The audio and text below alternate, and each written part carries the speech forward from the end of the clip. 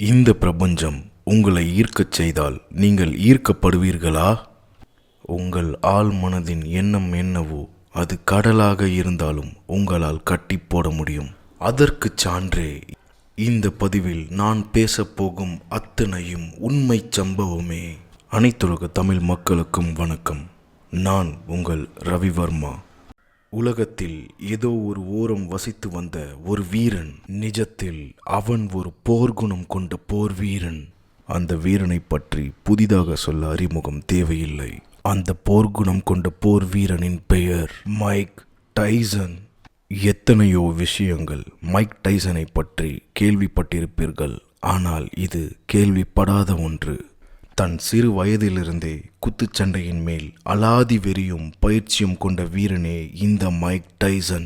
சிறு வயதிலிருந்தே பல திருச்சண்டைகளை போட்டு பழகிய இந்த சிறுவனுக்கு பாக்ஸிங்கில் தனக்கு ரோல் மாடலாக எப்பொழுதும் முகமது அலியை நினைத்து கொள்வார். சரியாக தாய் தந்தையின் அரவணைப்பு கிடைக்காத இந்த சிறுவனுக்கு நீண்ட கால பயிற்சியாளரும் வளர்ப்பு தந்தை ஸ்தானத்தில் கருதும் கஸ்டி அமட்டோவிடம் பயிற்சி பெற்றுக்கொண்டு வளர்ந்தார் மைக் டைசன். சிறு வயதிலிருந்தே அடங்காப்பிடாரியாக வளர்ந்த இந்த சிறுவன் எங்கு சென்றாலும் சண்டையை தேரிழுத்து கொண்டு வருவானாம். சிறு வயதிலிருந்தே கடினமான வாழ்க்கையை சந்தித்த இந்த சிறுவன் ப்ரொஃபஷனல் பாக்ஸிங்கை தனது தந்தை ஸ்தானத்தில் பார்த்த கஸ்டி அமட்டோவிடம் பயிற்சி பெற்று முழுமை பெற்றார். இது அனைத்தும் ஒரு புறம் இருக்க, மறுபுறம் சரியாக 1979 பாக்ஸிங்கின் புகழ் உச்சத்தில் இருந்த முகமது அலி தன்னுடைய உடல்நலம் கருத்தில் கொண்டு மருத்துவர்களின் அறிவுரைப்படி குத்துச்சண்டையிலிருந்து ஓய்வு அறிவிப்பை கொடுத்தார். உலகளாவிய முகமது அலியின் ரசிகர்கள் அனைவருக்கும் வருத்தமாக இருந்தாலும் சிலர் அவர் எடுத்த முடிவு சரியானதே என்றனர்.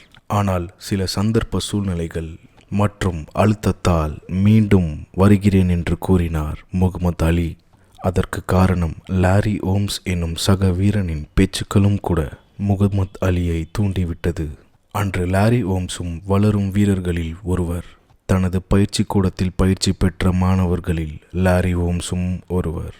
அன்று லாரி ஓம்ஸ் முகமது அலிக்கு செய்தது கண்டிப்பாக துரோகமே. பணத்திற்கும் புகழிற்கும் ஆசைப்பட்ட லாரி ஓம்ஸ் முகமது அலிக்கு செய்தது கண்டிப்பாக துரோகம் என்றே சொல்லலாம்.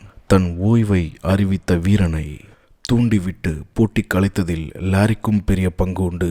அந்த காலகட்டத்தில் அலியின் மருத்துவர்கள் இந்த போட்டி நடக்கக்கூடாது என்று எல்லாம் கட்டளையிட்டனர். முகமது அலியின் உடல் சீராக இல்லை, அது அவர் உடல்நிலைக்கு சரியானதும் இல்லை என்றனர் மருத்துவர்கள். என்னால் முடியும், நான் சண்டையிடுகிறேன் என்றார் முகமது அலி.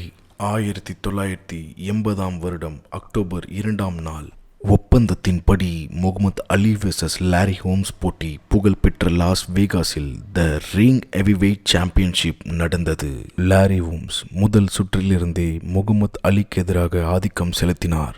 தன் உடலில் பல காயங்கள் ஏற்பட்டும் லாரி ஓம்ஸ்க்கு எதிராக தடுப்பு ஆட்டத்தில் கவனம் செலுத்தினார் முகமது அலி. பிளாக், ஜாப்பை தவிர அதிகமாக அவர் எதுவும் செய்யவில்லை. அந்த போட்டியில் லாரி ஓம்ஸ் முகமது அலியை துன்புறுத்தியவாறே தெரிந்தது. அவர் ஓம்ஸின் கலவையான அடிகளுக்கு பலியாகினார். இப்படி செய்வது ஒரு ஸ்போர்ட்ஸ்மேன்ஷிப் கிடையாதென்று பலரும் விமர்சித்தனர்.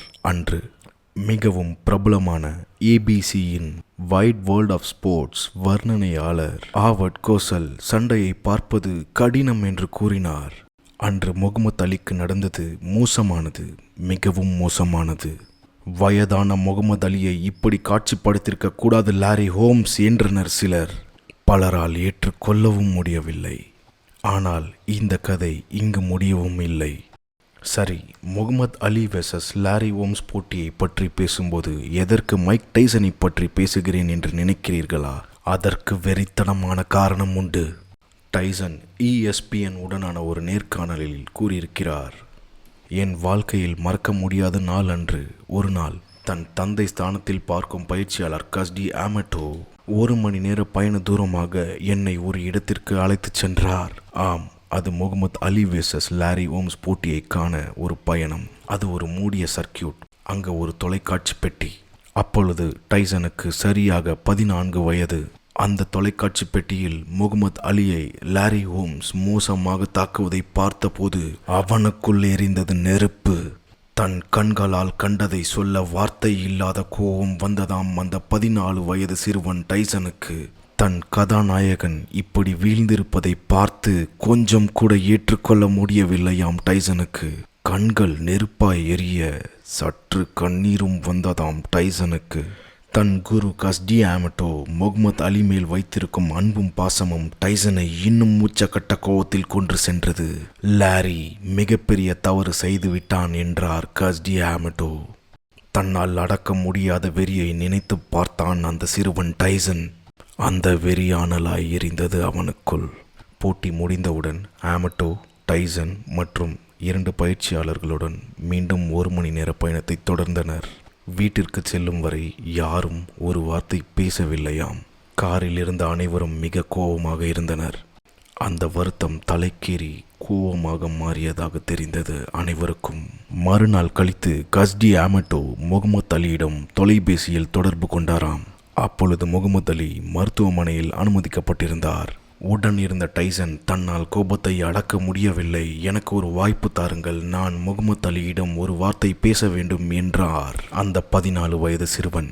அப்பொழுது ஆமட்டோ முகமது அலியிடம், என்னிடம் இளம் கருப்பு குழந்தை உள்ளது, அவன் ஒரு நாள் ஹெவிவெயிட் சாம்பியனாக போகிறான், நீங்கள் அவனிடம் பேச வேண்டும் என்று விரும்புகிறேன் என்றார். டைசன் அந்த நேர்காணலில் தன்னால் மறக்க முடியாது என்று நினைவுபடுத்தியிருக்கிறார். அன்று தொலைபேசியில் முகமது அலியிடம் பேச வாய்ப்பு கிடைத்த அந்த சிறுவன் கூறியது, நான் வளர்ந்தவுடன் கண்டிப்பாக லாரி ஓம்ஸிடம் சண்டையிடுவேன், உங்களுக்காக அவனை திரும்ப பெறுவேன் என்றான் அந்த 14 வயது சிறுவன் மைக் டைசன். அன்று டைசன் கூறியது வெறும் வார்த்தை அல்ல, அவன் ஆள் மனதில் இருந்த ரணம். சரியாக 7 ஆண்டுகள் கழித்தது. 14 வயது சிறுவனாக இருந்த மைக் டைசன் 21 வயதை எட்டினான். தோல்வியே கண்டிராத காட்டு மிருகம் போல் சண்டையிட்டான் அந்த சிறுவன். அறிவிக்கப்பட்டது டைசன் வெர்சஸ் லாரி ஓம்ஸிற்கான போட்டி. அரங்கம் ஆர்ப்பரிக்க வர்ணனையாளர்கள் சத்தத்துடன், மக்களின் கூச்சல் சத்தத்துடன் லட்சக்கணக்கானோர் காட்சியளித்தனர். அன்று இரவு வர்ணனையாளர்களால் அழைக்கப்பட்டார் முகமது அலி.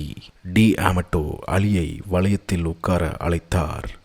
சிங்கம் கர்ஜனை போல் பிரம்மாண்ட நடையுடன் வந்தார் முகமது அலி. சண்டைக்கு முன் முகமது அலி டைசனிடம் என்ன சொன்னார் தெரியுமா? ஹே சாம்ப், 7 வருடத்திற்கு முன் நீங்கள் சொன்னதை நினைவில் கொள்ளுங்கள், அவரை எனக்காக எடுத்துக்கொள்ளுங்கள் என்றார் முகமது அலி. தன் தலையை அசைத்தார் மைக் டைசன். அரங்கம் அதிர ஆரம்பித்தது ஆட்டம். தன் கதாநாயகனுக்கு ஏற்பட்ட அநீதியை தட்டி கேட்காமல் பதிலுக்கு போர் தொடுப்பதைப் போல் தயாராக இருந்தார் டைசன், ஒரு போர் வீரனாய். ஆட்டத்தின் முதல் கிக், அதுவும் கிராஸ் கிக்கை அடித்த பலத்திலே தெரிந்திருக்கும் அன்று இவன் மனிதனாக வரவில்லை என்று லாரி ஓம்ஸுக்கு கருப்பு ஷூ, கருப்பு ட்ரங்க், ஒரு காட்டு யானை போல் வலம் வந்தார் டைசன். தனக்குண்டான பாணியும் உடல் அசைவையும் கொண்டு அடித்து நொறுக்கினார் டைசன். லாரி ஹோம்ஸின் மீது உள்ள 7 வருட கோபம் தனிய கிராஸ் பஞ்ச், ஓக் பஞ்ச் என்று அடித்து துவம்சம் செய்தார் மைக் டைசன். சினிமாவை மிஞ்சும் இந்த காட்சி அரங்கமே அதிர்ந்து போனது. அங்கு முதல் வரிசையில் அமர்ந்து கொண்டு வேடிக்கை பார்த்தார் முகமது அலி. லாரியின் ஜம்பம் பலிக்கவில்லை. அசையும் பக்கமெல்லாம் குத்துகிறான் இந்த வீரன். 4ஆம் சுற்றின் இறுதியில் டைசன் வலது கையில் விட்ட ஒரு பஞ்ச் சுயநனைவை இழந்த லாரி ஓம்ஸ் அங்கேயே சுருண்டு விழுந்தான். ஆர்ப்பரித்தது அரங்கம். It's for Ali, it's for Ali என்றனர் சிலர். ஆம், அன்று உலக ஹெவிவெயிட் சாம்பியனாக இருந்து வலம் வந்த தன் கதாநாயகனை மனதளவிலும் உடல் அளவிலும் பாதிக்க வைத்த இன்னொரு ஹெவிவெயிட் சாம்பியன் அந்த லாரி ஓம்ஸை அடித்து நொறுக்க வேண்டும் என்ற எண்ணம், கனவு 14 வயதில் ஆரம்பித்தது இந்த மைக் டைசனுக்கு. கேட்கும் பொழுதே உணர்ச்சி வசமாக இருக்கிறதா? ஆம், எந்த கதாநாயகனுக்காக 14 வயதில் சபதம் எடுத்தானோ அதே கதாநாயகன் கண்முன் அடித்து நொறுக்குவதெல்லாம் சினிமாவையே மிஞ்சும் காட்சிகள். புல்லரிக்கிறது இந்த வீரனின் தனியாத கோபம். இப்பொழுது தணிந்திருக்கும் அவனுக்கு. 14 வயதில் இந்த சிறுவனுக்கு ஏற்பட்ட கோபம், அந்த கோபமே ஊன்றுகோலாகி யாராலும் அசைக்க முடியாத ஒரு ஹெவிவெயிட் சாம்பியனாக வலம் வந்தான் மைக் டைசன். அன்று கொண்ட அந்த கோபம் பயிற்சியிலும் முயற்சியிலும் கவனம் சிதறாமல் போராடிய வீரனுக்கு இந்த உலகமே ரசிகனானது. கண்டிப்பாக இவன் ஒரு போர் வீரன் என்றார் முகமது அலி. தன் கதாநாயகன் முகமது அலியின் தோல்விக்கு பழி வாங்குவதன் மூலம் குத்துச்சண்டையின் வரலாற்றில் ஒரு பகுதியாகவே மாறினான் மைக் டைசன். தன் நாயகனுக்காக இதை செய்ய வேண்டும் என்ற எண்ணம் தீயாய் மனதில் வலம் வர 7 வருடம் காத்து கிடந்த இந்த நாயகனுக்கு இந்த உலகமே புகழை பெற்று தந்தது. 14 வயதில் எடுத்த ஒரு சபதம் 21 வயதில் சாதித்து காட்டியது மட்டுமல்லாமல் உலக பாக்ஸிங் வரலாற்றில் சாம்பியன் முகமது அலிக்கு நிகரான ஒரு சாம்பியன் என்ற பெயரும் பெற்றான் மைக் டைசன். இதுவே ஒரு நாயகனின் கோபம் வரலாறானது. உங்களுக்கு என் பதிவுகள் பிடித்திருந்தால் லைக் மற்றும் சப்ஸ்கிரைப் செய்யுங்கள். முடிந்தால் பெல் ஐகானை கிளிக் செய்யுங்கள். நன்றி. மீண்டும் உங்கள் ரவி வர்மா.